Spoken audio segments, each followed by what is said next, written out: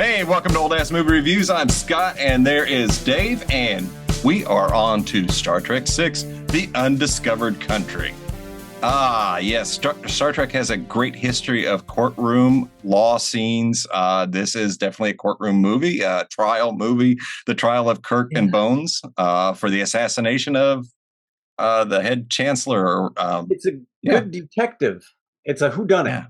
It is a whodunit. It's a good movie. I really dig this movie. Yeah. From start to finish. The opening scene, Sulu's a captain. Mm-hmm. The ship, and he's the captain of the Excelsior, if I remember correctly. Right. And he's got his tea, and he's just being the captain, all Sulu'd out. And then all of a sudden, the ship just starts shaking, and everybody's looking around like, "What the? Why are we getting a fucking shake?" And Sulu looks over at somebody on the that's looking at a computer, and they're like, "Man, there's something just exploded," or something to that effect. And something big. He's like, "Put it on screen," and all of a sudden, all you see is this big shock wave of debris and shit rolling at his ship, and he's like, "Oh damn!" And they get hit, and they're being just pummeled. And he starts yelling, "Steer into it, steer into it," and the ship's just got to ride out this thing without being. I love this bit because this is the typical. I love it when there's when they show the bridge during an attack and explosions are going off. There's always such elaborate dives across the screen, and this one does not disappoint. They're just people. Yeah, everybody. It's so funny every time, man. It was nice to see Yeoman Rand on the ship with Sulu, so that was cool. I like Grace E. Whitney, I believe is her name. It was nice to see her. That they kept bringing her back to the movies, right? Even the bit parts. It was nice to have her there. That opening scene, and then they're like, "Well, Praxis, it's the moon. It's like some mining colony. Well, put it on screen," and they do the super magnification, and there's just like a chunk of the planet left. There's almost nothing left. And they're getting the radio wave. And I think what happened is they're getting the radio transmission from Praxis right before it explodes.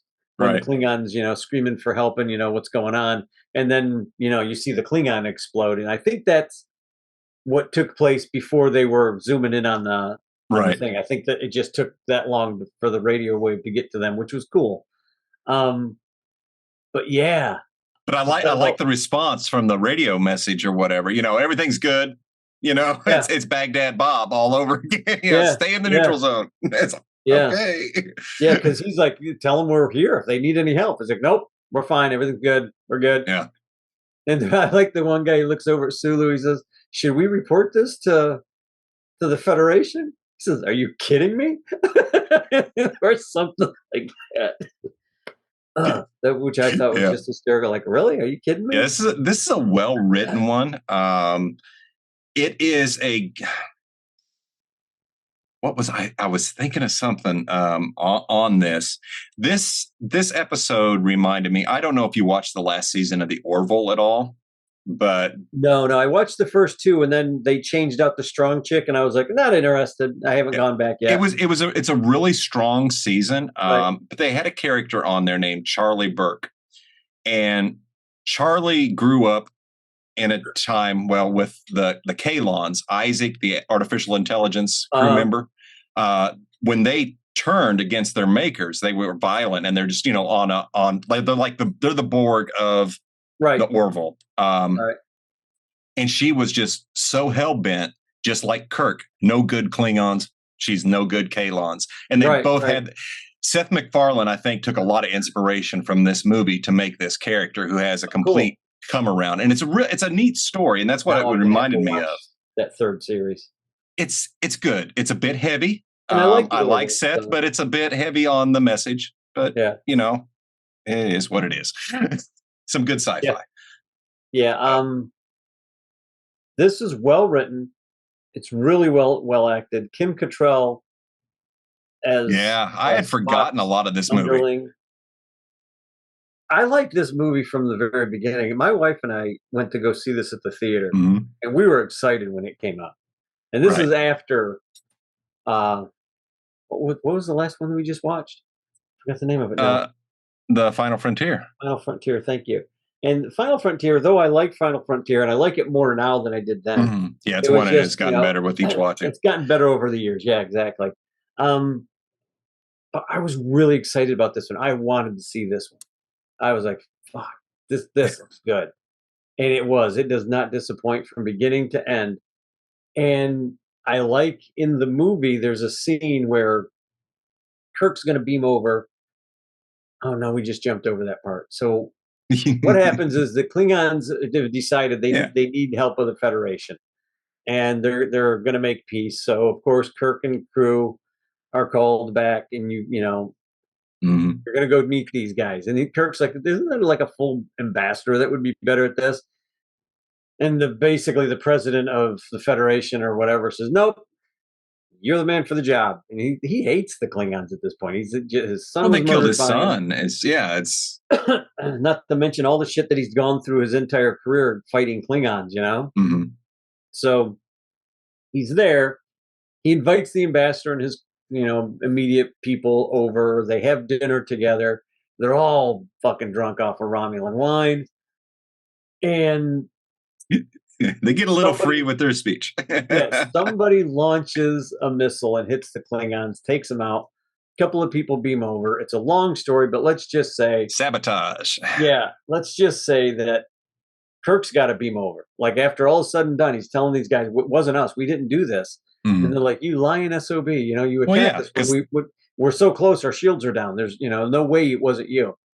So that's how he and McCoy get captured. Is they yeah, beam over to the Klingon ship and before it's he leaves.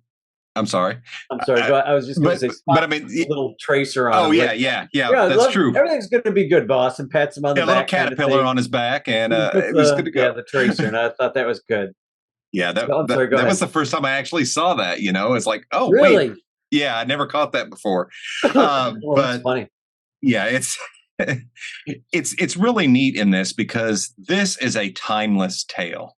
This Yeah. this is analogous with racism, classism, you name it, any isms, any separation, Any you enemy, know, any any long enemy, enemy.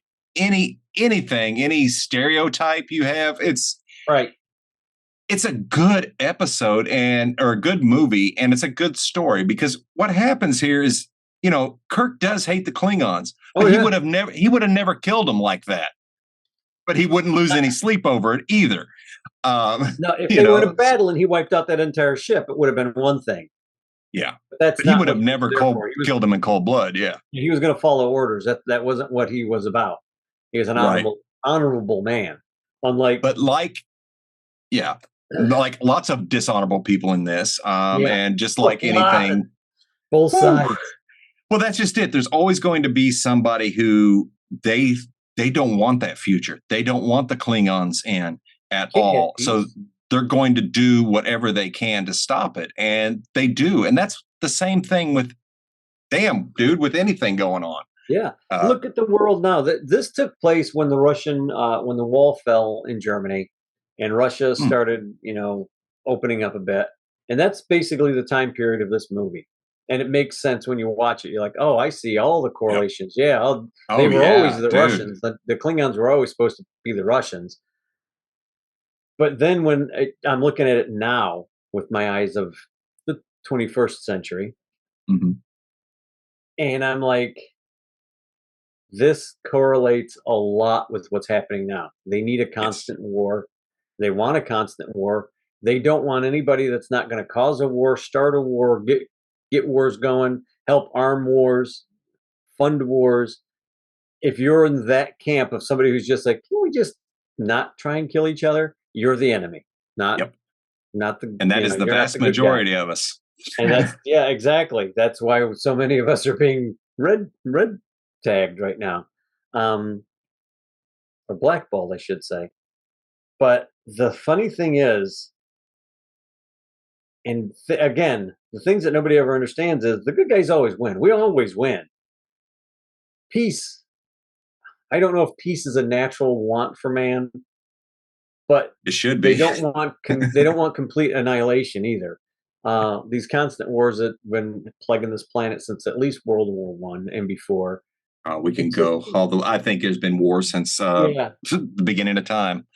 yeah. But what the whole point that I'm trying to make is, it's very. If you watch this movie, you can put today's Yes, politics, you can put it world anywhere. politics, into this movie very easily, just Yes. like you could put the politics of the time Yep. when the movie was released, which I forgot the year, but the politics of that day were in Hmm. that movie definitely. But today I was watching it the other night, and I'm like, holy crap, this is still Relevant. going on. This kind of logic Yeah. is still going on. And like It's you said, sad. there's bad guys on both sides. The Oh yeah, Klingons got man. their bad guys. The Federation's got their bad guys. The freaking Romulans are tossed in for good measure. Everybody is, because everybody has a stake in it. We see so much sci-fi that's always it's written from. It's like lately I've been seeing a lot, at least, of where another species will come to stop the humans, because once the humans get out in space, like they've seen what we could do. Actually, Star Trek, it shows that a lot. Right. Like, It's well, they're not wrong, technically. yeah. The Mass Effect video games did the same thing. So many alien races were not wanting to let the humans Right. into their federation because all we were death and destruction, and we just destroyed everything we touched. And it's like, no, they're not wrong. They're like, well, we didn't know about Mother Teresa. Sorry. You had one of them? Really?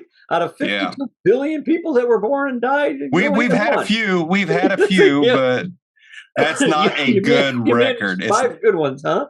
not a good record at all, and we kill them Yeah. when they show up. We kill them. The guy So, asked for peace. He's nailed to a cross. I don't get yeah, this. yeah, The only one that was not murdered was Buddha. yeah. It's because they couldn't find him. Probably he just sat down under a tree one day and He was the tree. gained the consciousness of the tree, if I remember my storytelling correctly. Is that true? Because I don't know. I have not read anything about the Buddha, and I we're just venturing want to. into our other podcast right now. So, That's how I remember it. But it's a good allegory for what's going on today yes, too. Is it my really whole is. It point. is. It can, like you said, it can go from the time it came out to now, and it And works. and that leads into what we were talking about, good writing. We were talking a little bit about the strike. I'd like to do another show maybe sometime later this weekend if we get a Mm, chance. We'll just talk a little bit about how I understand what's going on in the strike and you right. understand what's going on in the writer strike and actor strike. But it's good writing. Whoever wrote this, and I don't have my phone up. Good solid writing, good Yes. story. They're making a point. They're making a valid point, and they're not beating you over the head with it. That's just it. And They don't again, have to. it's such good writing 25 years ago and Mhm, today. Each watching tells me exactly what's going on today. mhm. Told me then what was going on then and what's going on today. That's a sign of a good writer. And you know what? In 30 years, when I watch this movie again, it's going to tell me another story of exactly what's going on at that point. Yeah. That's good Uh, writing. That's a solid writer. That's somebody who yeah. knew the Well, nature of storytelling and writing and humanity. well, that and a good sci-fi takes a mirror and flips it right in society's face, and Yeah, that's what this does. It's like exactly. Yeah, nice, well done, very well done. very well Um, done. but what I was going to say was that there's a scene, and again, I got off on a tangent, It's all good. as I always do. Shocking. Kirk and McCoy are on the ship.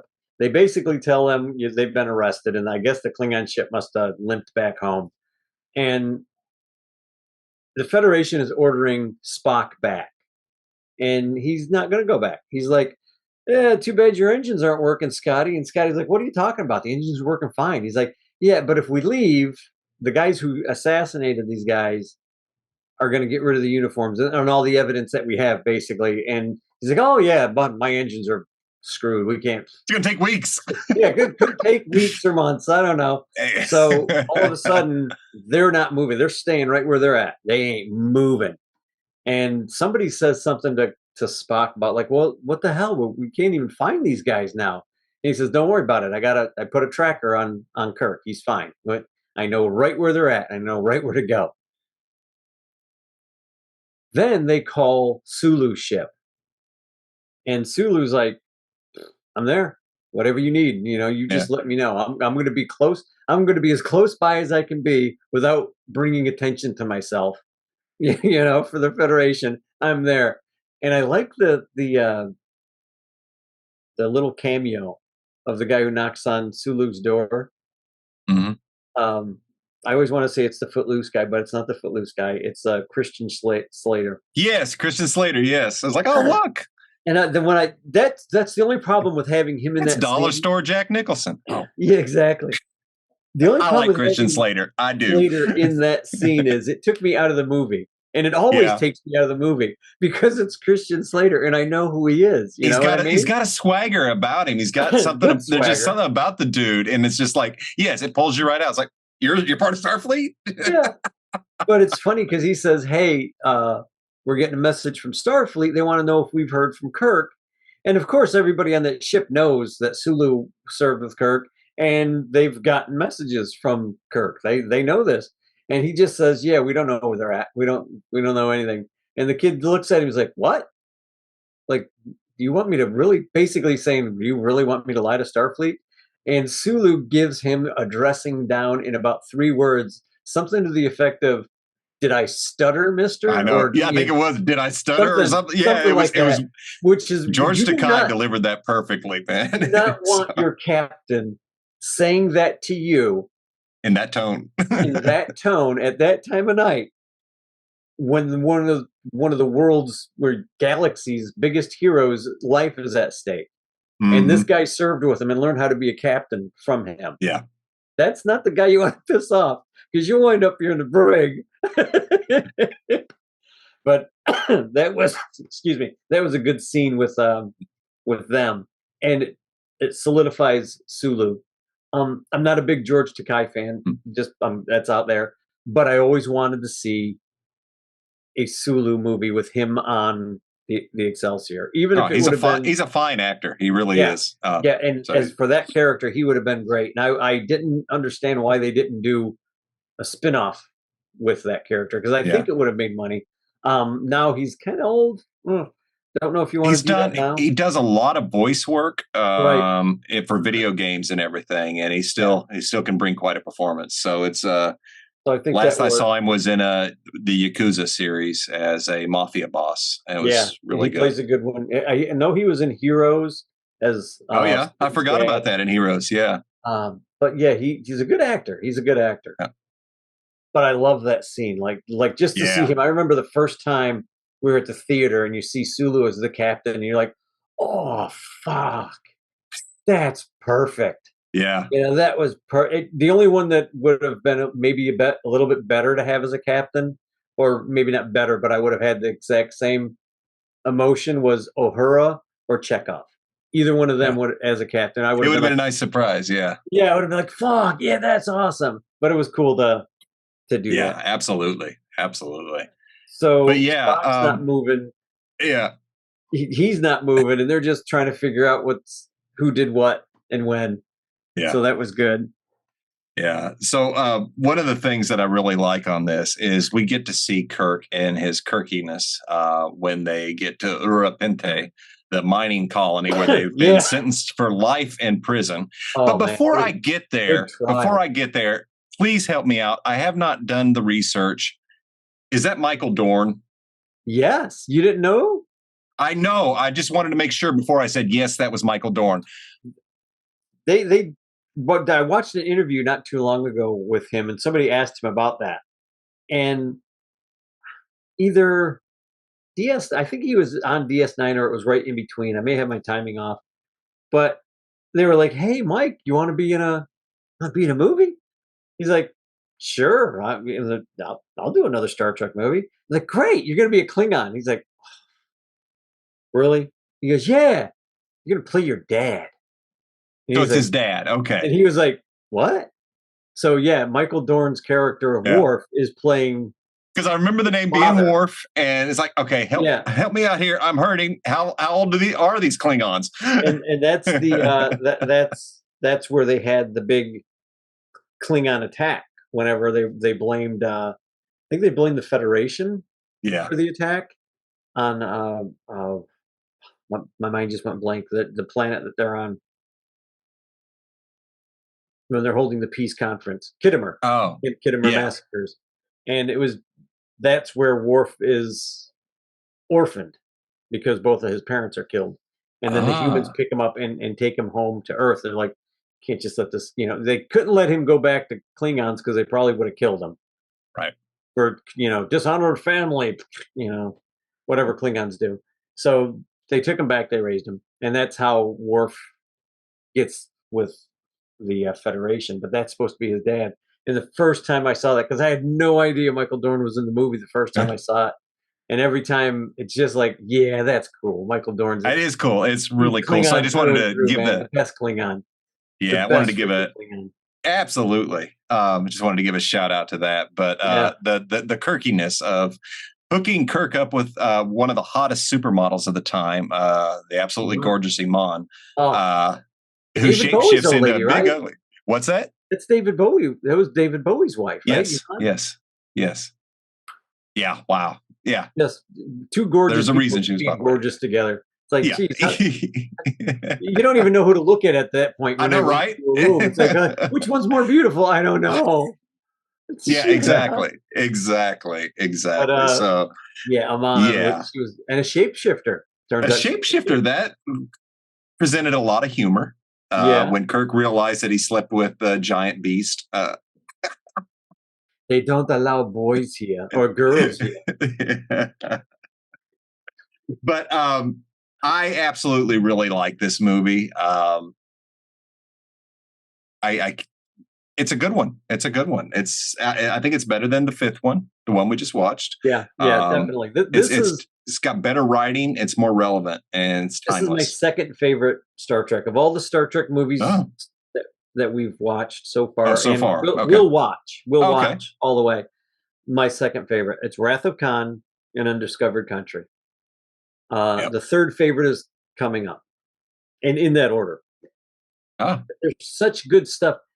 There's just a scene where Spock has to do a mind meld on somebody, and it pains him to do it. This is how Leonard Nimoy is such a good actor, and he knew this character so well, of course.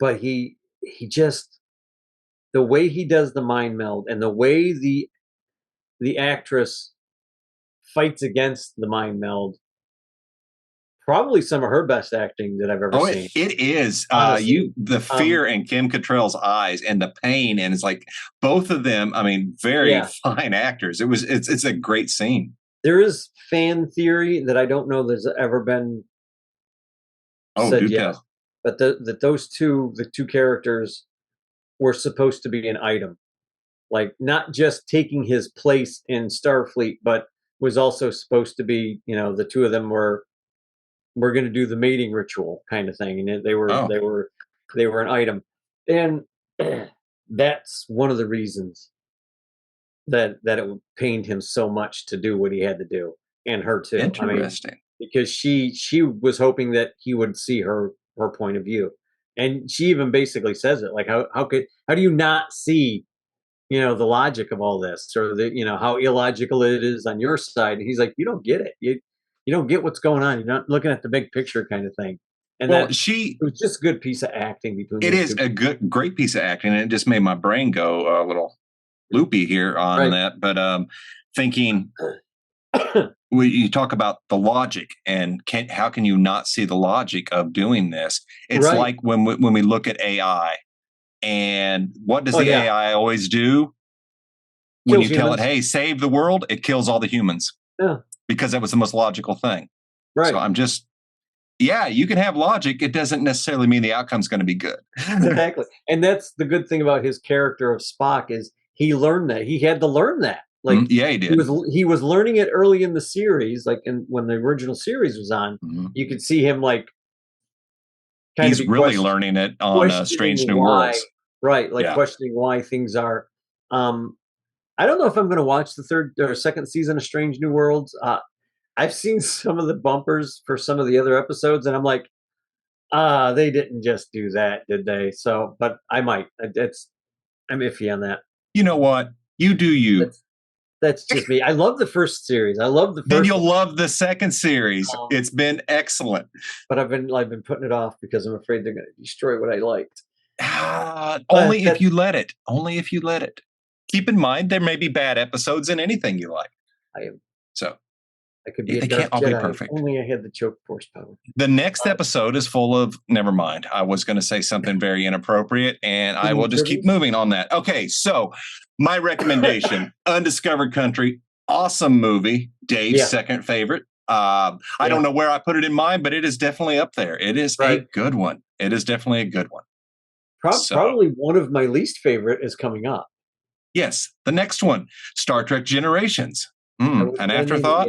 I should have left Kirk gone. Yeah, at that point, they should have just left it alone. But what are you going to do? I was going to say, what? Go on. I was just going to say, I concur. Absolutely. Yeah. It was probably one of the best ones, I think. And great movie. And like I said, anytime that you're going to watch this movie politically, if you are a political demon, it's going to be there for you. You're going to see it and go, oh, okay, this is what they're talking about. Mm-hmm. When really it's not, but it fits perfectly with whatever political things going on in the world. So yeah, it's good, and it's not relevant over the head. It's not, and it has a lesson. Yeah, and it's not beating. And and the postman doesn't come in and go lesson, and then back out. Message. That's it. Message. Yeah. But it's such a good movie. It's so well written, so well acted. Everybody just does their part. Nobody walks on. Nobody just walks through their lines. No, and that's the good thing about these actors. None of them ever just walked through and said, "Oh, I'm just going to put in a day's work and move on." Not one of them. No, they don't. It's a good one. And so next week we watch, Generations. Well, maybe I'll like more music. Wait, are we already back to music? Did we just do two? No, you're right. You're absolutely right. I'm sorry. I jumped the gun. So Generations, and then we're going to Generations next. Movies. Okay, sorry, folks. I don't want to. I can throw it. I can throw it anyway. But it is Generations next week, and then we will go into a musical break and a little trip into old Manton Moreland classic, and then back to Star Trek with the Next Generation series of movies. That's going to be cool. That's going to be great. I can hardly wait. Wait. Thanks again, folks. Thanks for checking us out. Hit the like, hit the share, hit the subscribe, and we will catch you next week. And live long and prosper.